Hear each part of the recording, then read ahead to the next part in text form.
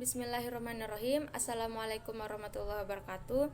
Saya atas nama Lailatul Kurnia dengan NIM 18061035 dari Fakultas Sains Teknik dan Terapan. Di sini saya akan mempresentasikan hasil laporan PLP2 saya selama mengampu di sekolah MA Raudatus Sibian NW Blencong. Yang pertama, ada visi dan misi dari MA Raudatus Sibian NW Blencong. Visinya yaitu beriman, berilmu, beramalkan, berlandaskan keikhlasan, dan berakhlakul karimah. Kemudian visinya yaitu menjadikan Al-Quran, Sunnah, Ijma, dan Qiyas sebagai dasar memahami agama Islam berdasarkan mazhab Ahlus Sunnah wa Jamaah. Kemudian mengadakan pembelajaran yang aktif, kreatif, dan inovatif. Kemudian menciptakan lingkungan madrasah yang bersih, aman, nyaman, menyenangkan, dan siswa-siswi yang ramah. Mengadakan tenaga pendidik dan kependidikan yang kompeten pada bidangnya. Melaksanakan pembinaan dan pelatihan guru secara teratur dan berkeseimbangan. Menerapkan akhlakul karimah dalam kehidupan sehari-hari. Aktif menggalakkan kegiatan yang menjadi syiar Islam, pondok, dan organisasi. Melaksanakan dan mengikuti lomba akademik dan non-akademik. Kemudian melaksanakan pembelajaran berbasis teknologi. Yang terakhir, melaksanakan pembelajaran yang menerapkan life skill. Selanjutnya, telaah kurikulum, strategi pembelajaran, sistem evaluasi, dan pemanfaatan. Untuk kurikulum yang digunakan di Sekolah MA Raudatus Sibian NW Blencong yaitu kurikulum 2013. Kurikulum ini merupakan kurikulum tetap yang diterapkan oleh pemerintah untuk menggantikan kurikulum 2006. Tujuan digunakan kurikulum 2013 ini yaitu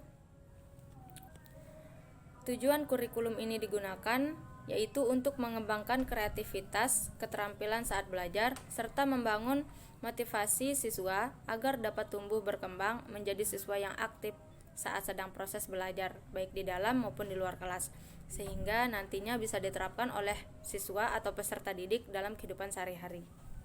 Untuk perangkat pembelajaran yang digunakan oleh guru di sini ada kalender pendidikan, silabus, program tahunan, program semester, rencana pelaksanaan pembelajaran, buku absensi, buku paket, atau lembar kerja siswa. Kemudian telaah sistem dan perangkat evaluasi yang digunakan oleh guru. Sistem evaluasi yang digunakan guru di sini yaitu guru meminta siswa untuk mencatat materi yang diberikan. Kemudian melakukan tes di akhir pembelajaran yang bertujuan untuk mengetahui sejauh mana pemahaman siswa dalam menyerap materi yang sudah dijelaskan oleh guru. Kemudian telaah pemanfaatan TIK yang digunakan guru dalam pembelajaran.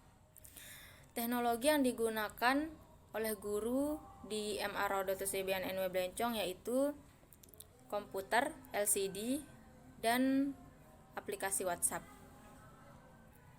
Kemudian untuk tugas pendamping peserta didik, pendampingan peserta didik itu telah dilakukan dengan baik, terlihat dari siswa yang hadir tepat waktu.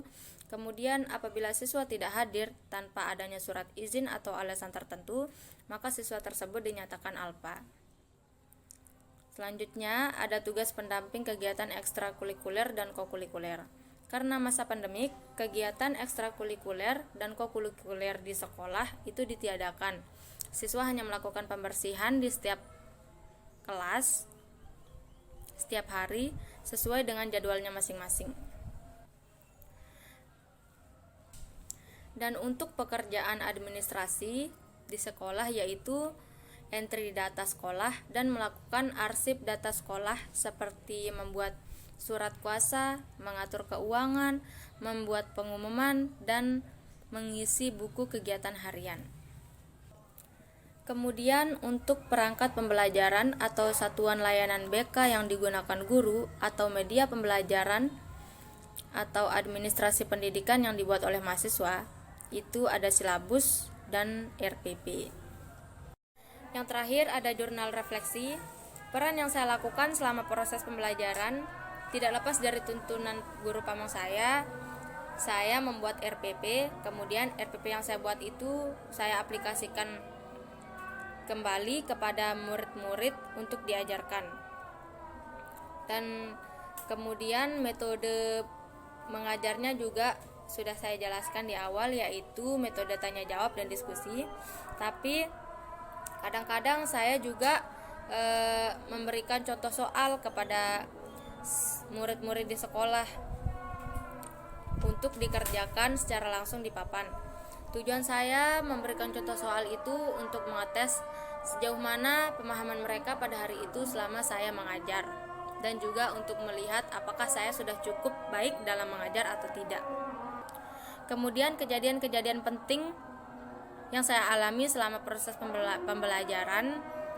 Di awal saya mengajarkan, murid-murid di sekolah tersebut seperti kurang aktif dalam belajar, tidak terlalu mendengarkan guru menjelaskan, dan mereka juga kadang-kadang tidak sekolah atau bolos. Nah, dari hal-hal itu, dari kejadian-kejadian itu, saya mencoba untuk melakukan pendekatan kepada murid-murid di sekolah tersebut